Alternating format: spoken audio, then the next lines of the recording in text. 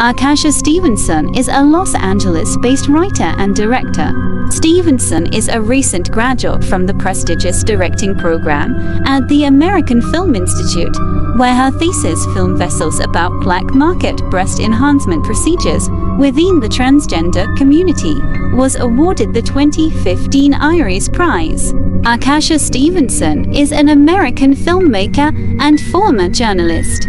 She has directed episodes of Legion and Briar Patch, as well as the third season of Channel Zero. She made her feature directorial debut with the 2024 horror film The First Omen. Prior to attending film school, Stevenson worked as a photojournalist and videographer at the Los Angeles Times, an experience that greatly informs her narrative filmmaking. Stevenson's recent work includes Pineapple, a television concept that she wrote and directed for Project Greenlight Digital Studios.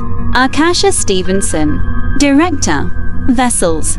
Arkasha Stevenson is known for Vessels 2015, Legion 2017 and brand new Cherry Flavor 2021. As a first-time jury member, I am excited and honored to immerse myself in an exceptional selection of international LGBTQ film while spending more time with the Iris Prize family.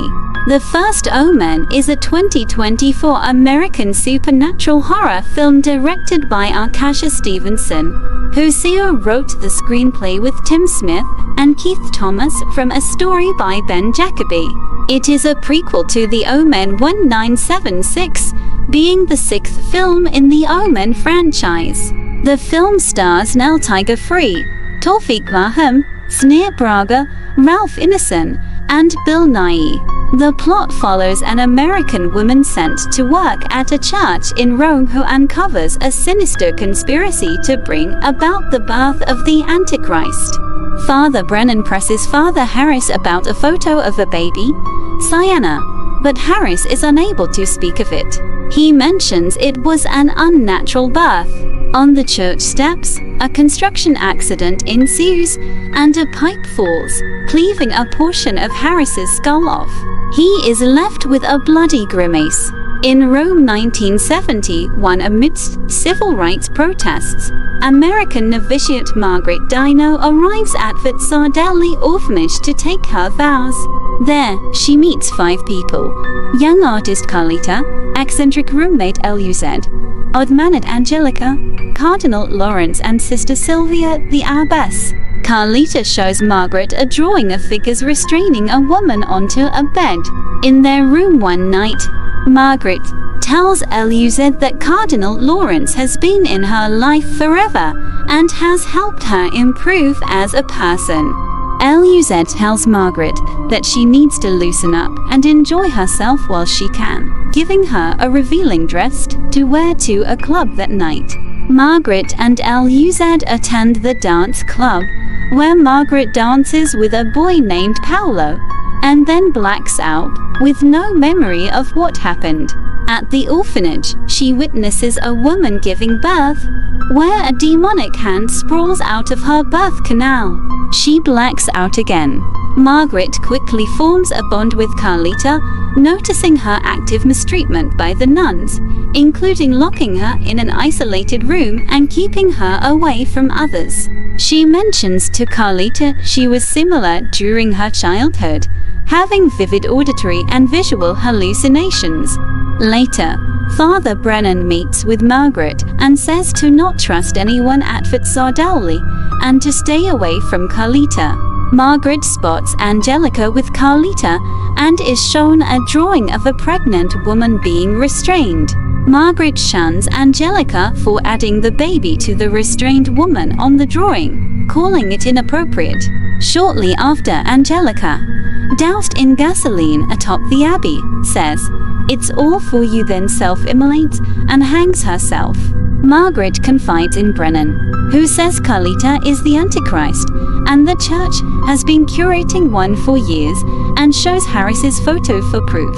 She refuses to believe it but acquiesces to getting Carlita's files for him. Margaret questions Father Gabriel if anything is known about Carlita, but he dismisses it.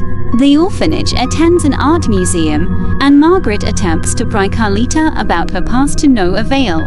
A riot from protesters ensues, and as they leave, Margaret is caught amidst the chaos. She witnesses hallucinations of the demon before grabbing her, which is seen by Sister Sylvia, despite nothing being there. Sylvia then forces Margaret to leave the orphanage and denies her vows. During the drive, Margaret spots Paolo and begs to know what happened. Paolo is horrified by her, stating, "Look for the mark," then is hit by an oncoming truck and impaled against a wall. Margaret attempts to save him but accidentally splits him in two. Margaret slips out as Luz takes her vows, sneaking off into the building's basement to find the files. She discovers 14 subject files, each brandished with a 666 mark, all named Sienna and disfigured, save for one. She rushes off with the files and heads to Carlita's room, swearing to protect her and escape with her. She hides the files under Carlita's bed. The sisters come in to restrain Margaret, and she notices the mark on the roof of a screaming Carlita's mouth. Margaret is locked in the bedroom, where Carlita is often imprisoned. She hears a flurry of voices that seem to be coming off of satanic drawings throughout the room. She sees a hallucination of a burnt Angelica coming near her. At night, Father Gabriel brings the files, unlocks the door, and saves her, revealing his solidarity with Brennan. Margaret notices Carlita doesn't bear the 666 mark on her head despite it being in Brennan's photo. All three examine the files and Margaret links the photo to a file, figuring that another attempted baby survived. Realizing she has been a ward of the church her entire life, Margaret feels her scalp and finds the mark, confirmed by a second look by Brennan. A hallucination shows her being impregnated by the prior demonic entity the night she blacked out at the dance club. Terrified of what's in her, she demands an abortion. Brennan tells her this is unlikely, as it is midnight on June 6th, and the sisters will likely be coming for her soon. On the way, their car crashes but Margaret is unaffected. She convulses violently, her water breaks, her womb suddenly fills and she passes out. She awakens strapped down and Lawrence reveals he's planned this for years. All individuals from Vitsardelli are present. She gives birth to 2 children, a boy and a girl. The boy is heralded as the Antichrist. Margaret asks to hold it and stabs Lawrence in the throat, then almost kills her baby before Elizabeth stabs Margaret in the stomach. The building is set ablaze, but Carlita saves Margaret and the girl. Margaret has a vision of her assaulter, the demonic jackal, burning. The members of Vitsardelli organize a secret adoption, in which the boy is given to American diplomat Robert Thorne to secretly replace the dead unborn child of his wife's proposed miscarriage. Years later, Margaret, Carlita, and the girl have become a happy, secluded family. Brennan arrives to warn Margaret of Vitsardelli, knowing she is still alive, and says the boy has a name now, Damian. The first Omen was theatrically released in the United States by 20th Century Studios on April 5, 2024. The film received generally positive reviews from critics. The first Omen director Arkasha Stevenson and star Nell Tiger Free detail the scene that nearly earned them an NC-17 rating. Ironically, I feel like they made it even more violent. The filmmaker tells the rep of the ratings board. Arkasha Stevenson's The First Omen, now in theaters, explores the previously untold story of how Damien, the Antichrist introduced in Richard Donner's 1976 classic, came to be. The new film is set in 1971, with a young novitiate named Margaret Nell Tiger Free traveling to Rome during a time of political unrest. While there, she uncovers some true supernatural shenanigans involving a young girl named Carlita Nicole Soros, who is being groomed for a central role in an apocalyptic revelation. Stevenson told Durap she was shown the script by her friends at Phantom 4, the production company run by David S.N. Goyer and Keith Levin. "I was really surprised. I'm an Omen fan, and the whole franchise is pretty manly. It's a beefy, masculine franchise. To open the script and see that the main character was going to be this young woman was really exciting," she said. "And especially because the whole point of doing a prequel is to answer that big question of how Damien came into the world. You're talking about birth, you're talking about the female body. And it felt just absolutely natural and wonderful and fresh way to enter the Omen universe again with this female-led." Free was also a big fan of the original. "Figuring out where my character fit into the Omen universe, I geeked out on it quite a lot," the actress said. She immediately knew she wanted to do it and was intrigued by the obvious genre connections, not just to the Omen, but other films like Nicholas Roeg's classic Don't Look Now and Suspiria. Both movies released in the 1970s deal with an American in Europe encountering a malevolent psychic force. But she also felt like Margaret was a fresh, brand new character.